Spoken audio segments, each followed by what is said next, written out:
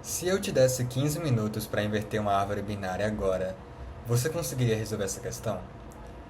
Essa é uma pergunta que se tornou meio que um meme na nossa área pelo questionamento de você precisar ou não saber estrutura de dados e algoritmos para o seu dia a dia. E eu não vou entrar nesse mérito hoje, mas eu vou te mostrar como você pode inverter uma árvore binária.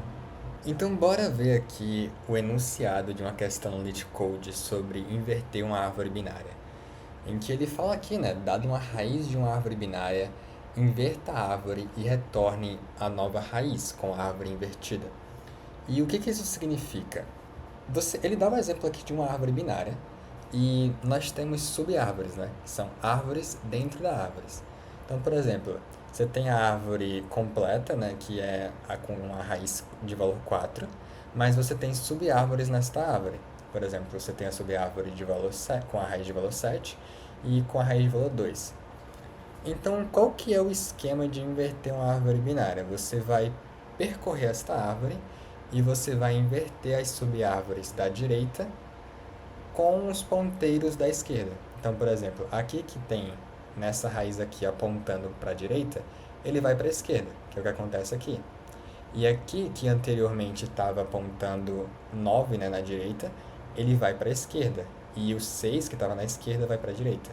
Então, a árvore ela fica completamente invertida, tanto na nossa primeira raiz, quanto nas outras sub-árvores. Para a gente conseguir inverter essa árvore binária, a gente precisa entender sobre um algoritmo chamado DFS, ou Depth First Search. Traduzindo para o português, isso seria a primeira pesquisa ou primeira busca em profundidade.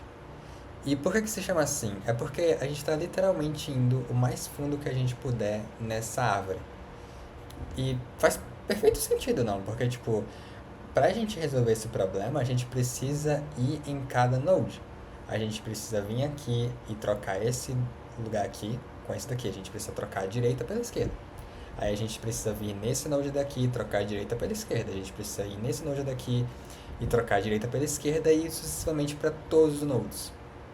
Então a gente precisa ir o mais fundo que a gente puder nessa árvore, refazer nossos passos e ir o mais fundo em outro lugar. Isso para esse exemplo. E o que é isso? O que é percorrer uma árvore? É fazer uma tree traversal. Ou seja, uma DFS, para você que está ligado nos termos de traversal, é uma pre-order traversal.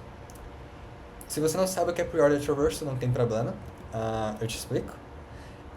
Basicamente, você vai primeiro checar um node atual, que é o node que você se encontra agora. A gente vai primeiro checar esse node de valor 4, e depois a gente vai checar o node à esquerda dele. E assim sucessivamente. Depois a gente checa os nodes da esquerda, e aí a gente checa os nodes da direita. Isso é uma pre-order traversal. E aí, para a gente percorrer esses nodes, nós vamos utilizar recursão. Eu trouxe aqui algo bem interessante, que é um template de DFS. Toda vez que vocês verem um LeetCode de DFS, vocês podem estar reutilizando esse template aqui. Mas primeiro, bora entender o que ele faz, né? A primeira coisa que a gente faz é checar se o node ele é nulo. Lembra que eu falei que é uma pre-order traversal? A gente primeiro checa o node em que nós estamos? É exatamente o que nós estamos fazendo aqui. E essa checagem ela existe porque alguma hora a gente vai percorrer tanto a árvore que a gente vai chegar num ponteiro que é vazio. E aí a gente precisa saber o que fazer quando esse ponteiro for vazio. Então a gente tem que retornar alguma coisa. E aí temos a parte de percorrer a árvore de fato, que é quando a gente faz duas chamadas recursivas, uma para os ponteiros da esquerda e outra para os ponteiros da direita. E por fim a gente retorna algo no final de tudo, né? Que seria a resposta para a nossa questão. Nesse caso seria a árvore invertida. Eu trouxe o template que eu acabei de mostrar para vocês, em que nós checamos se a raiz é nula, nós percorremos a árvore para a esquerda e para a direita, e nós retornamos algo no final. Para a gente terminar o raciocínio aqui, a gente precisa definir duas coisas. A primeira é, nós precisamos passar uma informação do pai para o filho. Por exemplo, o 2, ele precisa saber algo do 4 para inverter essa árvore? Não, ele só precisa trocar os ponteiros dele de lugar. E isso é interessante da gente pensar sempre, porque quando a gente estiver em uma chamada da função recursiva, nós só vamos saber coisas que o Node sabe. E o que o Node sabe? Ele sabe seu valor, ele sabe os seus filhos. Só isso. A gente não sabe nada sobre quem veio antes da gente. A segunda coisa que a gente tem que definir é o que ele vai retornar. O que a gente vai retornar nisso. Então, aqui é óbvio. A gente vai retornar a raiz invertida. E aqui, quando a gente chegar em um valor que é nulo, a gente pode retornar nada, não tem o que inverter. E a gente precisa fazer uma mudança. A gente precisa inverter o nosso node atual, os ponteiros dele. E isso é trivial. Você vai pegar os ponteiros e trocar ele de lugar. Depois é só enviar essa resposta. Uau! Eu escrevi inverse tree errado.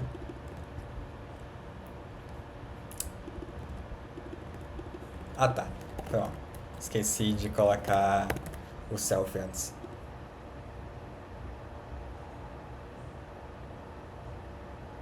E tchanã, funciona. Uma habilidade muito importante para você ter quando utilizando DFS é para você saber visualizar a call stack se formando, ou seja, a nossa pilha de chamadas da nossa função recursiva. E aí, bora tentar analisar para esse exemplo que está aqui no nosso próprio LeetCode. Na nossa função, é claro que primeiro a gente vai chamar essa função aqui para a raiz que a gente quer inverter, né, para a árvore. E a primeira chamada, ela vai ser para o node de valor 4. Ah, ele já está aqui.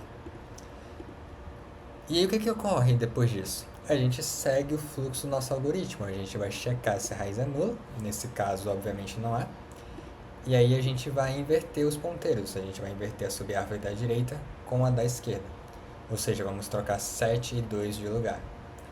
Como a gente trocou 7 e 2 de lugar, quando a gente for percorrer o node da esquerda, ao invés de a gente estar percorrendo 2, a gente vai percorrer dessa vez 7. E então, a gente vai fazer a mesma checagem. Ah, a raiz é nula? Não. Então, bora inverter as subárvores de 7. A gente vai trocar 9 com 6 de lugar. E aí a gente vai de novo ir para a esquerda, que no caso vai ser 9, já que a gente trocou 9 com 6 de lugar. Só que dessa vez a gente não tem nada para inverter, né? Porque 9, 6, 3 e 1 são leaf nodes, eles não têm filhos. Então, eventualmente, a gente vai chegar aqui na raiz sendo nula, e aí nós vamos receber nulo de volta. E aí, eventualmente, a gente vai chegar aqui, em que a gente vai retornar a raiz que nós invertemos, que é 7. Então, a gente vai fazer o mesmo processo, só que para a raiz de número 2, até que a gente vai retornar 2 invertido também. E aí a gente vai ter, a gente finalizando depois de todas essas chamadas, a gente vai retornar a raiz de valor 4. E então nós vamos ter todos os nodes da árvore invertidos. Ou seja, a nossa pilha que vai se formando, no final de tudo, quando a gente chega nesses leaf nodes que não apontam para ninguém, eles não têm filhos, essa árvore ela vai diminuindo, ela vai tirando a pilha uma de cada vez até a gente chegar na nossa primeira chamada e retornar a árvore invertida. Bem, esse vídeo chegou ao fim. Muito obrigado por ter assistido até aqui. Eu queria deixar uma consideração final de que DFS não é somente utilizado em árvores, ela é utilizada em grafos também. E eventualmente eu vou fazer um vídeo sobre grafos. Outra coisa é, se você ficou em dúvida sobre como recursão e árvores funcionam, os meus últimos 2 vídeos foram sobre isso. E eu também vou estar deixando um material, que foi um artigo que eu mesmo escrevi, sobre DFS, caso você queira ver ela sendo aplicada em outros problemas. Tchau, tchau!